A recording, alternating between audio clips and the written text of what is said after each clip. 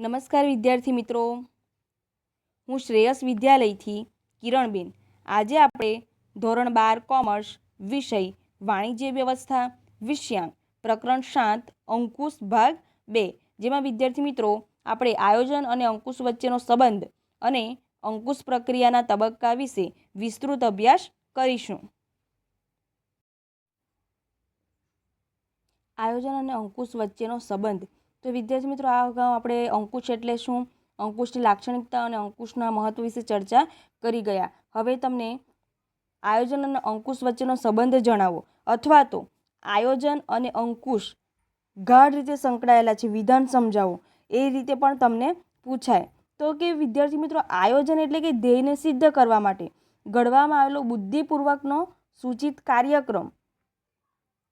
આયોજન એ ભવિષ્યમાં હાથ ધરવાની પ્રવૃત્તિઓનું ધ્યેયોનું સ્પષ્ટીકરણ કરે છે અને એ ધ્યેયને સિદ્ધ કરવા માટે કઈ પ્રવૃત્તિઓ હાથ ધરવી પડશે, ક્યારે અને કેટલા સમયમાં પૂર્ણ કરવી પડશે, તે માટે કયા સાધનોની જરૂરિયાત રહેશે, તે અંગેની રૂપરેખા કે યોજના, જેને આપણે આયોજન તરીકે ઓળખીએ છીએ. ટૂંકમાં આયોજન એટલે કે લાંબા ગાળાના અને ટૂંકા ગાળાના ધ્યેયો નક્કી કરવામાં આવે છે અને એ ધ્યેયોને સિદ્ધ કરવા માટે કયા કયા પ્રકારની યોજનાઓ હાથ ધરી શકાય અને એ જે યોજના કે પ્રવૃત્તિ છે તેને કેટલા સમયમાં પૂર્ણ કરી શકાય, કયા સાધનોની જરૂરિયાત છે, તે અંગેની રૂપરેખા કે યોજના, જેને આપણે આયોજન તરીકે ઓળખીએ છીએ.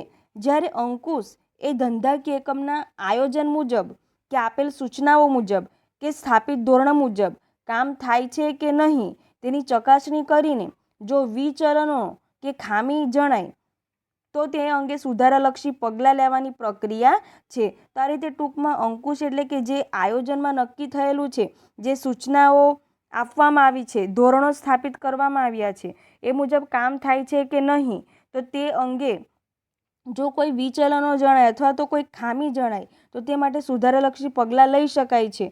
તો એ પ્રકારની જે પ્રક્રિયા છે તેને આપણે અંકુશ તરીકે ઓળખીએ છીએ. જ્યાં આયોજન હોય ત્યાં અંકુશ જરૂરી બને છે અને જ્યાં અંકુશ હોય છે ત્યાં અગાઉથી જ આયોજન થયેલું હોય છે. તો આ રીતે જ્યાં પણ આપણે આયોજન કરીએ છીએ ત્યાં અંકુશ ખૂબ જ જરૂરી બને છે, કારણ કે આયોજનમાં જે નક્કી થયેલા ધ્યેયો છે, જે આપણે યોજનાઓ નક્કી કરી છે, ચોક્કસ સમયમાં પૂર્ણ કરવાની છે, તો તે ચોક્કસ સમયમાં પૂર્ણ થાય એટલા માટે આપણે અંકુશ રાખવું ખૂબ જ જરૂરી છે. તેથી આયોજન અને અંકુશ એ એકબીજા સાથે ગાઢ રીતે સંકળાયેલા છે. તો અહીં તમને વિધાન પણ પૂછાય છે કે આયોજન એ અંકુશ માટેની પૂર્વ શરત છે, સમજાવો. તો આ રીતે તમે લખી શકો છો કે આયોજન દ્વારા નક્કી કરવામાં આવેલી યોજના મુજબ કામ થાય છે કે નહીં તે જોવાનું કામ એટલે કે અંકુશનું છે. જો આયોજન ન કરવામાં આવ્યું હોય તો ધોરણો નક્કી થઈ ન શકે અને થયેલી કામગીરીની સરખામણી પણ થઈ શકે નહીં. તો આ રીતે જ્યાં આયોજન હોય છે ત્યાં અંકુશ ખૂબ જ જરૂરી છે. તેથી આયોજન એ અંકુશ માટેની પૂર્વ શરત છે. ત્યાર પછી અહીં તમને પ્રથમ આપ્યું છે કે આયોજન અને અંકુશ એ એક જ સિક્કાની બે બાજુઓ છે. તો અહીં પણ તમને વિધાન પૂછાય છે કે આયોજન અને અંકુશ એ એક જ સિક્કાની બે બાજુઓ છે. આ પ્રશ્ન પૂછાઈ ગયો છે. તો એમાં તમે લખી શકો કે આયોજન અને અંકુશ એ સંચાલનના બે ખૂબ જ મહત્ત્વના પરસ્પર આધારિત કાર્યો છે. આપણે જે સંચાલનના કાર્યો અગાઉ આપણે ચર્ચા કરી ગયેલા અગાઉના પ્રકરણોમાં, જેમાં આયોજન વિશે આપણે વિસ્તૃત માહિતી મેળવી હતી. તો કે આયોજન અને અંકુશ એ સંચાલનના ખૂબ જ મહત્વપૂર્ણ કાર્ય છે, પરસ્પર આધારિત છે. આયોજનની સફળતાનો આધાર જ અંકુશ ઉપર રહેલો હોય છે. અંકુશ દ્વારા પ્રવૃત્તિઓમાં રહી ગયેલા વિચલનો શોધીને સુધારાલક્ષી પગલાં દ્વારા તેને યોગ્ય દિશામાં લઈ જવાય છે. તો કે આયોજનમાં જે આપણે ધ્યેયો નક્કી કર્યા છે, જે યોજનાઓ નક્કી કરી છે, ચોક્કસ સમયમાં પૂર્ણ કરવાની છે, તે ચોક્કસ સમયમાં ક્યારે પૂર્ણ થઈ શકશે જો તેના પર અસરકારક અંકુશ રાખવામાં આવે, અસરકારક દેખરેખ રાખવામાં આવે.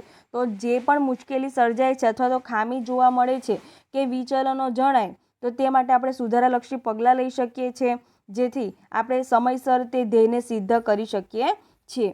જ્યારે બીજી બાજુ અંકુશ કાર્યનું અસ્તિત્વ આયોજન વગર શક્ય નથી. તો આ રીતે જ્યારે અંકુશનું કાર્ય આયોજન વગર શક્ય જ નથી, આપણે આયોજન કર્યું હોય તો જ અંકુશ રાખી શકાય છે, કારણ કે ચોક્કસ ધ્યેયો નક્કી થયેલા હોવા જોઈએ, બરાબર, ચોક્કસ સૂચનાઓ કઈ છે, આદેશો કયા છે, તે અંગે સ્પષ્ટતા હોવી જોઈએ.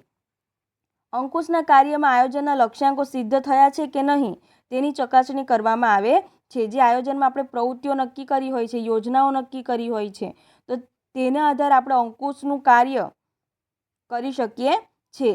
એટલે જો આયોજન ન કર્યું હોય તો અંકુશ કાર્યની કોઈ જરૂર રહેતી નથી.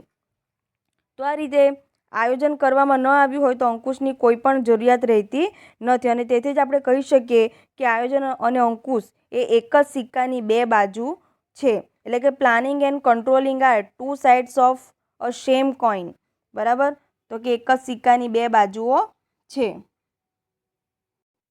તો આ રીતે તમને કોઈ પણ પ્રશ્ન વિધાન તરીકે પૂછાય તો 2 ગુણમાં તમને આ પ્રશ્ન પૂછાય છે, તો આ રીતે તમારે 5 મુદ્દા લખવાના. ત્યાર પછી નંબર 2, પરિવર્તનો સામે રક્ષણ. આયોજનમાં જે કાર્યક્રમો ઘડવામાં આવ્યા છે તે નોર્મલ આંતરિક અને બાહ્ય પરિબળો પર આધારિત હોય છે. આંતરિક પરિબળોને નિયંત્રણમાં લઈ શકાય છે, જ્યારે બાહ્ય પરિબળો જેવા કે સરકારની નીતિ, હરીફાઈ, તેજી મંદી, કાચા માલની અછત, લોકોની અભિરુચિ, ફેશનમાં પરિવર્તન વગેરે માટે અંકુશ એ ખૂબ જ જરૂરી બને છે. ધંધાકીય એકમની જે આંતરિક બાબતો છે તેને આપણે અંકુશમાં લાવી શકાય છે, પરંતુ જે બાહ્ય પરિબળો છે તે માટે અંકુશ ખૂબ જ જરૂરી છે. બરાબર, એટલે કે જે આંતરિક પરિબળો છે તેને આપણે નિયંત્રિત કરી શકીએ છીએ, પરંતુ જે બાહ્ય પરિબળો છે તો તે માટે અંકુશ એ ખૂબ જ જરૂરી બને છે. બાહ્ય પરિબળોને સમજીને તે અનુસાર સુધારાલક્ષી પગલાં લઈને આયોજન અનુસાર કાર્ય થાય તે જોવાનું કાર્ય પણ અંકુશનું છે. જે બાહ્ય પરિબળોમાં પરિવર્તન થાય છે એ પરિવર્તન અનુસાર કયા સુધારા કરી શકીએ જેથી આપણા જે આયોજનમાં નક્કી થયેલા ધ્યેયો છે તેને અસરકારક રીતે આપણે સિદ્ધ કરી શકીએ છીએ. તો આ રીતે આયોજન અને અંકુશ એ પરિવર્તનો સામે રક્ષણ પૂરું પાડે છે, કારણ કે આપણે આયોજનમાં અસરકારક ધ્યેયો નક્કી કર્યા હોય છે અને તે ધ્યેયોને આધારે જ આપણે અંકુશનું કાર્ય કરતા હોઈએ છીએ. તો આ રીતે જે આંતરિક પરિબળો છે તેના પર આપણે નિયંત્રણ રાખી શકીએ છીએ, પરંતુ બાહ્ય જે પરિબળો છે તો તે માટે આપણે તેને સમજીને તે અનુસાર સુધારાલક્ષી પગલાં લઈ શકીએ છીએ. તો એ માટે પણ અંકુશ એ ખૂબ જ જરૂરી છે. તો પરિવર્તનો સામે રક્ષણ પૂરું પાડે છે કોણ? અંકુશ. નંબર 3, અંકુશો માટે આયોજન પૂર્વશરત છે. બરાબર, અંકુશ ક્યારે રાખી શકીએ? તો આયોજન નક્કી કરવામાં આવ્યું હોય ત્યારે. તો કે અંકુશ માટે આયોજન એક પૂર્વશરત છે. કઈ રીતે?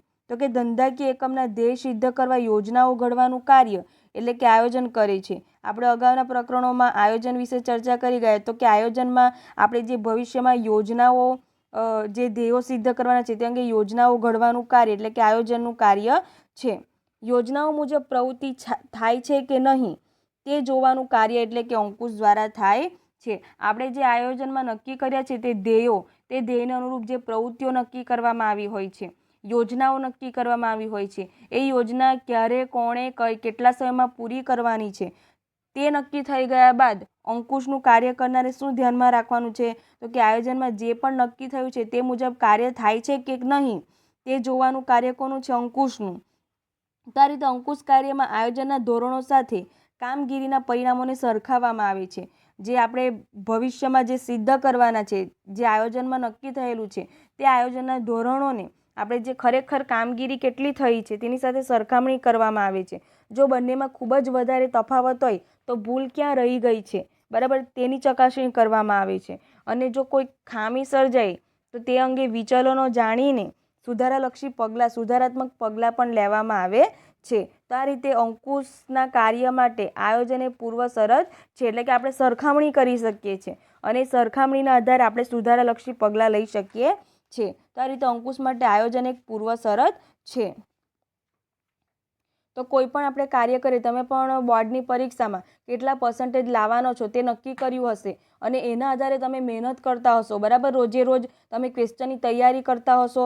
પરીક્ષા, તમે જે પ્રથમ પરીક્ષા, દ્વિતીય પરીક્ષા જે આવે છે તે માર્ક્સના આધારે તમે સરખામણી કરી શકો છો કે આપણે જે ખરેખર મહેનત કેટલી કરીએ છીએ, બરાબર, અને માર્ક્સ કેટલા આવે છે તો એની તમે સરખામણી કરી શકો, જેનાથી તમને ખ્યાલ આવે કે તમારે કેટલી હજી મહેનતની જરૂર છે. તો બરાબર, એ રીતે આપણે આયોજન એ ખૂબ જ જરૂરી છે. પરીક્ષામાં પણ આપણે સારા ગુણ મેળવવા માટે આયોજન કરવું જરૂરી છે, બરાબર. તમારો જે વાંચનનો સમયગાળો કેટલો રાખવો, ક્યાંથી તમારે સમય બચાવવો, તો તે તમારા હાથમાં રહેલું હોય છે. નંબર 4, આયોજન એ અંકુશનો જન્મદાતા છે. આયોજનને કારણે જ અંકુશના કાર્યોનો જન્મ થાય છે. આયોજનમાં નક્કી થયેલી પ્રવૃત્તિ ઉપર અંકુશ રાખવાનો હોય છે. તેથી આયોજન વગર અંકુશનું કાર્ય અસ્તિત્વમાં આવી શકે નહીં. એટલે કે આયોજન એ અંકુશનો જન્મદાતા છે. જ્યાં આયોજન આપણે નક્કી કરવામાં આવ્યું હોય છે ત્યાં અંકુશ પણ ખૂબ જ જરૂરી છે. આપણે કર્મચારીને કાર્ય સોંપી દીધું ત્યાંથી આપણું પૂરું થઈ જતું નથી, પરંતુ તે કર્મચારી પર આપણે દેખરેખ રાખવી પડે છે, નિયંત્રણ રાખવું પડે છે. બરાબર. તો કે એ જે કર્મચારી છે તે સમયસર કાર્ય પૂર્ણ કરે છે કે કેમ, તો તે અંગે દેખરેખ રાખવી ખૂબ જ જરૂરી છે.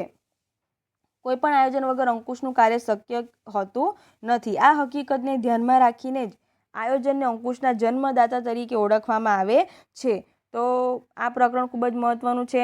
એમાંથી તમને વિકલ્પ પણ પૂછાય છે, શોર્ટ ક્વેશ્ચન પૂછાય છે, વિધાન વાક્યો પૂછાય છે, 3 ગુણનો પ્રશ્ન પૂછાય છે. તો અહીં આપણે જે આયોજન અને અંકુશ વચ્ચેનો જે સંબંધ એમાંથી તમને વિધાનો પૂછાય છે. ત્યાર પછીનો મહત્વનો મુદ્દો છે અંકુશ પ્રક્રિયાના તબક્કા. અંકુશ પ્રક્રિયાના તબક્કા છે મુખ્યત્વે 5 તબક્કાઓ છે. તો કે અંકુશ એ સર્વવ્યાપી સતત ચાલતી પ્રક્રિયા છે. અંકુશની પ્રક્રિયા સતત ચાલ્યા જ કરે છે. બરાબર. જ્યારે આયોજન આપણે અપનાવીએ છીએ ત્યારે અંકુશની શરૂઆત થઈ જતી હોય છે અને તે સતત ચાલતી પ્રક્રિયા છે. સર્વવ્યાપી એટલે કે દરેક ક્ષેત્રમાં અંકુશ એ જરૂરી છે. એવું જરૂરી નથી કે માત્ર ધંધાકીય એકમમાં, દરેક ક્ષેત્રે, રમતગમત ક્ષેત્રે, સામાજિક ક્ષેત્રે, દરેક ક્ષેત્રે અંકુશ એ ખૂબ જ જરૂરી છે. દરેક ધંધાકીય એકમની આગવી વિશેષતાઓ હોય છે. તેથી અંકુશ રાખવા માટેની પ્રક્રિયા બધા એકમો માટે એકસરખી હોઈ શકે નહીં. છતાં પણ અંકુશ રાખવાની પ્રક્રિયાના કેટલાક તબક્કા સામાન્ય રીતે દરેક ધંધાકીય એકમમાં જોવા મળે છે. તો કે દરેક ક્ષેત્રોમાં અંકુશ જરૂરી છે, પરંતુ દરેક ક્ષેત્રે જે તબક્કા છે અંકુશની પ્રક્રિયાના તબક્કા તે સમાન હોઈ શકે નહીં. પરંતુ જે દરેક ધંધાકીય એકમ છે તેના માટે આ તબક્કા સમાન હોઈ શકે છે અથવા તો વધઘટ તેમાં હોઈ શકે છે. નંબર 1, ધોરણોની સ્થાપના. સૌપ્રથમ ધોરણોની સ્થાપના કરવામાં આવે છે. નંબર 2, માહિતી સંપાદન. નંબર 3, કામગીરીનું માપન. નંબર 4, થયેલી કામગીરીના સ્થાપિત ધોરણો સાથે સરખામણી. અને નંબર 5, સુધારલક્ષી પગલાં. તો આ રીતે સૌપ્રથમ તો ધોરણોની સ્થાપના કરવામાં આવે છે. ત્યાર પછી માહિતીનું સંપાદન એટલે કે માહિતીનું એકત્રીકરણ કરવામાં આવે છે. ત્યાર પછી કામગીરીનું મૂલ્યાંકન, ખરેખર કામગીરીનું મૂલ્યાંકન કરવામાં આવે છે. ત્યાર પછી બંનેની સરખામણી કરવામાં આવે છે. જો કોઈ ખામી કે વિચલનો જણાય તો તે માટે સુધારાલક્ષી પગલાં લેવામાં આવે છે. તો આ રીતે અંકુશની પ્રક્રિયાનો પ્રથમ તબક્કો છે ધોરણોની સ્થાપના. ધોરણોની સ્થાપનામાં સૌપ્રથમ તો ધોરણો કે પ્રમાણો એક પ્રકારના માપદંડ છે કે જેની સાથે થયેલ કામગીરીને સરખાવીને તેનું મૂલ્યાંકન કરવામાં આવે છે. તો આ રીતે સૌપ્રથમ તો ધોરણો કે પ્રમાણો નક્કી કરવામાં આવે છે અને તેને ખરેખર થયેલી કામગીરી સાથે સરખાવીને તેનું મૂલ્યાંકન કરવામાં આવે છે. આમ અંકુશનો આધાર એ પૂર્વ નિર્ધારિત ધોરણો છે. જે આપણે અંકુશનો આધાર મુખ્યત્વે ધોરણો પર રહેલો હોય છે, જે અગાઉથી આપણે નક્કી કર્યા હોય છે. નિર્ધારિત ધોરણો મુજબ કામ થાય છે કે નહીં તે જોવાનું કાર્ય પણ અંકુશનું છે. આપણે અંકુશ રાખવાનું છે, પરંતુ એ માટેના ધોરણો કયા છે, શેના આધારે આપણે અંકુશ રાખી શકીએ, તો એના ચોક્કસ આપણે પ્રમાણો નક્કી કર્યા હોય છે કે આ પ્રમાણે કાર્ય થાય છે કે નહીં. તો તે અંગે ધોરણો એ ખૂબ જ જરૂરી છે. નિર્ધારિત ધોરણો સંખ્યાત્મક કે ગુણાત્મક હોઈ શકે છે અને આ ધોરણો જેમને પાર પાડવાના છે તેઓ સમજી શકે તેવા સરળ પણ હોવા જોઈએ. આવા ધોરણોમાં ભૌતિક, પડતર, આવક, મૂડી વગેરે પ્રમાણોનો સમાવેશ થાય છે. અને આ ઉપરાંત નફાનો લક્ષ્યાંક, ઉત્પાદનનો લક્ષ્યાંક, ખર્ચનો લક્ષ્યાંક વગેરે પણ હોઈ શકે છે. તો આવા જે ધોરણો છે તે સમજી શકાય તેવા હોવા જોઈએ અને તે ગુણાત્મક કે સંખ્યાત્મક પણ હોઈ શકે છે. આવા લક્ષ્યાંકો લાંબા ગાળાના કે ટૂંકા ગાળાના માટે તૈયાર કરવાના હોય છે. તો આ રીતે ધોરણોમાં કયા પ્રકારના ધોરણ, તો કે સમજી શકાય તેવા હોવા જોઈએ. એ ઉપરાંત કયા ધોરણો, તો કે ભૌતિક, પડતર, આવક, મૂડી અંગેના પ્રમાણો, એ ઉપરાંત નફો, ઉત્પાદન, ત્યારબાદ ખર્ચનો લક્ષ્યાંક વગેરેના લક્ષ્યાંકો લાંબા ગાળાના કે ટૂંકા ગાળાના પણ હોઈ શકે. તો એવા લક્ષ્યાંકો કે ધોરણો નક્કી થવા જોઈએ. ધોરણોની પસંદગી ઉચ્ચ સપાટી સંચાલનથી થાય છે અને આ લક્ષ્યાંકો કર્મચારીઓને સમજાવવામાં આવે છે. કામદારો લક્ષ્યાંકો પરથી તેમની કામગીરીનું આયોજન મેળવે છે અને આ ધોરણો જાળવવાના સતત પ્રયત્નો કરે છે. તો આ રીતે જે ધોરણો હોય છે તે ધોરણોની પસંદગી કે સ્થાપના એ ઉચ્ચ સપાટી સંચાલનમાં થતી હોય છે અને જે ધોરણો આપણે નક્કી થયા હોય છે તેની સમજૂતી કર્મચારીઓને આપવાની હોય છે, સમજાવવાનું હોય છે અને કર્મચારીઓ તે મુજબ કામગીરી કરે. અને આ રીતે ધોરણ જાળવવાના સતત પ્રયત્ન થતા હોય છે. નંબર 2, માહિતી સંપાદન. આ તબક્કામાં થયેલ કાર્ય અને વાસ્તવિક પરિસ્થિતિ અંગે માહિતીનું સંપાદન કરવામાં આવે છે. જે આપણે ધોરણ નક્કી કર્યા હોય છે અને જે વાસ્તવિક પરિસ્થિતિ હોય છે તે અંગે માહિતી એકત્રિત કરવામાં છે, સંપાદન કરવામાં આવે છે.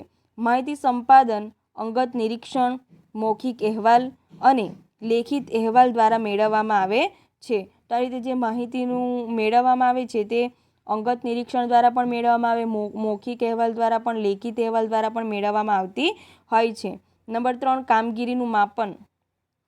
કામગીરીનું માપન થવું ખૂબ જ જરૂરી છે. આપણે પણ ભવિષ્યમાં અંકુશની કામગીરી સોંપવામાં આવે તો જે કામગીરી કયા પ્રકારે થઈ રહી છે તો તે અંગે નિરીક્ષણ કરવું ખૂબ જ જરૂરી છે, માપન કરવું ખૂબ જ જરૂરી છે. તો કે પૂર્વ નિર્ધારિત ધોરણો પ્રમાણે જ કામ થાય છે કે નહીં તે જાણવા માટે થયેલા કાર્યોનું માપન જરૂરી છે. અને આ પ્રકારનું માપન સંખ્યાત્મક કે ગુણાત્મક કે બંને રીતે હોઈ શકે છે. તો આ રીતે ઘણા ધંધાકીય એકમોમાં સંખ્યાત્મક માપન પણ થતું હોય છે, ગુણાત્મક માપન પણ થતું હોય છે. એટલે કે તેના ગુણધર્મના આધારે, બરાબર, કે એના ગુણધર્મના આધારે યોગ્ય છે કે કેમ, તો તે અંગે પણ માપન થતું હોય છે. નંબર 3, થયેલી કામગીરીની સ્થાપિત ધોરણો સાથે સરખામણી. તો કે આપણે જે ધોરણો સ્થાપિત કરવામાં આવ્યા છે તે અને ખરેખર જે કામગીરી થયેલી છે તેની સાથે સરખામણી કરવામાં આવે છે. તો કે અંકુશના આ તબક્કામાં ખરેખર થયેલી કામગીરી કે કાર્યોની માહિતી એકત્ર કર્યા પછી તેને સ્થાપિત ધોરણો સાથે સરખાવવામાં આવે છે. અને આ સરખામણી કરવાથી કેટલા પ્રમાણો સિદ્ધ થયા છે અને કેટલા પ્રમાણો સિદ્ધ થયા નથી તે જાણી શકાય છે. અને આ જે પ્રમાણો સિદ્ધ થયા નથી તો તે માટે કયા વિચલનો છે, તો એ વિચલનોને જાણીને સુધારાલક્ષી પગલાં લેવાનું કાર્ય, એટલે કે તબક્કા નંબર 5માં એ કાર્ય થતું હોય છે.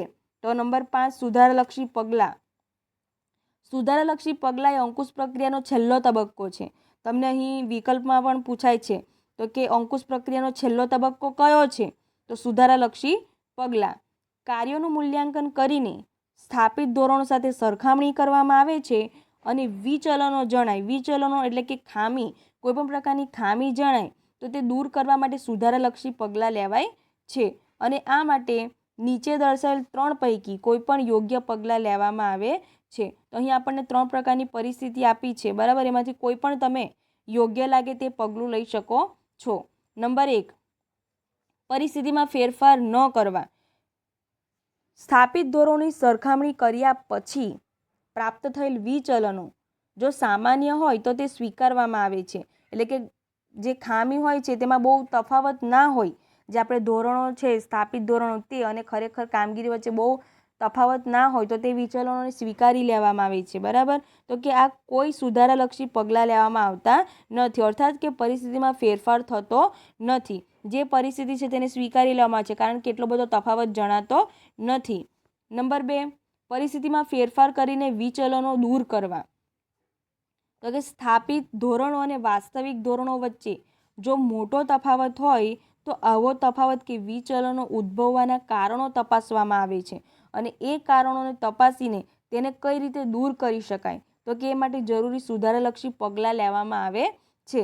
તો આ રીતે જ્યારે આપણે જે લક્ષ્યાંકો નક્કી કર્યા છે અને ખરેખર આપણા જે લક્ષ્યાંકો છે તે જે સિદ્ધ થયા છે એ બે વચ્ચે સરખામણી કરવામાં આવે છે અને ઘણો મોટો તફાવત હોય તો તે માટેના કારણો જાણવામાં આવે છે અને તે અંગે સુધારાલક્ષી પગલાં લેવામાં આવે છે. તમે પણ પરીક્ષામાં તમે જે તમારો ટાર્ગેટ હોય છે એના કરતાં ઓછા ગુણ આવ્યા હોય તો તમારે ધ્યાન રાખવું પડે કે ક્યાં તમારી ભૂલ થાય છે અને તે ભૂલ ફરીથી ન થાય તો તે માટે તમારે મહેનત કરવી પડશે અને એ સુધારવું પડશે. નંબર 3, ધોરણોમાં ફેરફાર કરીને નવા ધોરણો સ્થાપવા. તો જે સ્થાપિત ધોરણો સતતપણે સિદ્ધ થઈ શકતા ન હોય તો એનો અર્થ એ થાય છે કે સ્થાપિત ધોરણો ઊંચા છે અને તેમાં ફેરફાર કરવો જરૂરી બને છે. આવા સંજોગોમાં સ્થાપિત ધોરણોમાં જરૂરી ફેરફાર કરીને નવા ધોરણો સ્થાપવામાં આવે છે. તો આપણે જે આયોજનમાં જે ધોરણો સ્થાપ્યા હોય છે અથવા તો જે સ્થાપિત ધોરણો છે તે ખૂબ જ ઊંચા સ્થાપી દીધા હોય છે, બરાબર. તો કે એ જે ધોરણો છે તેમાં ફેરફાર કરવામાં આવે છે અને નવા ધોરણોની સ્થાપના કરવામાં આવે છે. કેટલીકવાર સ્થાપિત ધોરણો કરતાં વધુ સારા પરિણામ હોય તો ધોરણો સુધારીને ઊંચા ધોરણોની સ્થાપના કરવામાં આવે છે. ઘણીવાર એવું બને કે આપણે જે સ્થાપિત ધોરણો હોય છે તે પ્રમાણસર રાખ્યા હોય છે, પરંતુ તેના કરતાં સારું એવું પરિણામ આપણને પ્રાપ્ત થયું હોય છે. બરાબર, તો જે સારું એવું પરિણામ પ્રાપ્ત થયું હોય છે તો કે તેના આધારે આપણે જે ધોરણો છે તે ઊંચા સ્થાપવામાં આવે છે. તો આમ અંકુશનું કાર્ય માત્ર વિચલનોને શોધવાનું જ નથી, પરંતુ એકમના કાર્યોને ધ્યેય સિદ્ધિ તરફ લઈ જવાનું પણ છે. અને આથી જ અંકુશ એ વિધાયાત્મક પ્રક્રિયા છે. તો આ રીતે અંકુશ એ માત્ર કર્મચારીઓની જે સ્વતંત્રતા છે તેના પર તરાપ નથી મારતી, પરંતુ જે કર્મચારીઓ છે તેને માર્ગદર્શન આપવાનું, દોરવણી આપવાનું અને કોઈ વિચલનો જણાય તો તે માટે સૂચના આપીને તે અંગે સુધારાલક્ષી પગલાં લેવાનું કાર્ય પણ અંકુશનું કાર્ય છે. અને અંકુશના કાર્ય દ્વારા આપણે અસરકારક રીતે ધ્યેયને સિદ્ધ કરી શકીએ છીએ. તો આ રીતે અંકુશ એ ખૂબ જ જરૂરી છે આપણા સંચાલનના જે કાર્યો આપણે અગાઉના પ્રકરણમાં જોઈ ગયેલા, આયોજન, ત્યાર પછી પ્રબંધ એટલે કે વ્યવસ્થા તંત્ર, કર્મચારી વ્યવસ્થા, દોરવણી અને ત્યાર પછી અંકુશ. તો આવા જે કાર્યો છે તે આપણે વિશે માહિતી મેળવી ગયા. તો આ પ્રકરણ પરીક્ષાની દ્રષ્ટિએ મહત્વનું છે. તમારા અંકુશનો અર્થ, લાક્ષણિકતા, મહત્વ, ત્યારબાદ 2 ગુણમાં એટલે કે તેમાં તમને વિધાન આવે છે, આયોજન અને અંકુશ વચ્ચેનો સંબંધ, જેમાં પણ આયોજન અને અંકુશ એ એક જ સિક્કાની 2 બાજુઓ છે. અંકુશ માટે આયોજન એ પૂર્વ શરત છે, આયોજન અંકુશનો જન્મદાતા છે, એવા વિધાન તમને પૂછાય છે. ત્યાર પછી અંકુશ પ્રક્રિયાના તબક્કા એ પણ તમને પૂછાય છે. બની શકે કે તમને માત્ર સુધારાલક્ષી પગલાં જ પૂછવામાં આવે, એટલે કે 5મો તબક્કો જ પૂછવામાં આવે, પરંતુ તમારે પરીક્ષાની દ્રષ્ટિએ તૈયારી કરવાની. હવે કેટલા માર્ક્સનો પ્રશ્ન છે એ પ્રમાણે તમારે તૈયારી કરવાની. જેમ કે અંકુશની પ્રક્રિયાના તબક્કા 3 ગુણમાં પૂછાય તો તમારે 5 તબક્કા તો લખવાના, બરાબર, પરંતુ સમજાવવાના કેટલા? 3. પરંતુ તબક્કા છે એટલે તમારે 5 તબક્કાઓ સમજાવવા પડશે. ભલે 3 ગુણમાં પૂછાય હોય તો પણ જે તબક્કા પૂછાય, પ્રક્રિયા પૂછાય તો 5 તમારે સમજાવવી પડે. પણ જો મહત્વ પૂછાયું હોય 3 ગુણમાં તો મહત્વના જે મુદ્દા હોય છે એ તો તમારે લખવાના જ, પરંતુ સમજાવવાના કેટલા? માત્ર 3 મુદ્દા. તો એ પ્રકારે તમારે પ્રશ્નની તૈયારી કરવાની છે. સ્વાધ્યાયમાં વિકલ્પ તમારે અહીંયા જ કરી નાખવાના છે. પ્રશ્ન 2, પ્રશ્ન 3, પ્રશ્ન 4, પ્રશ્ન 5 એ તમારે તમારી નોટબુકમાં મોઢે કરીને લખવા. થેન્ક યુ વિદ્યાર્થી મિત્રો.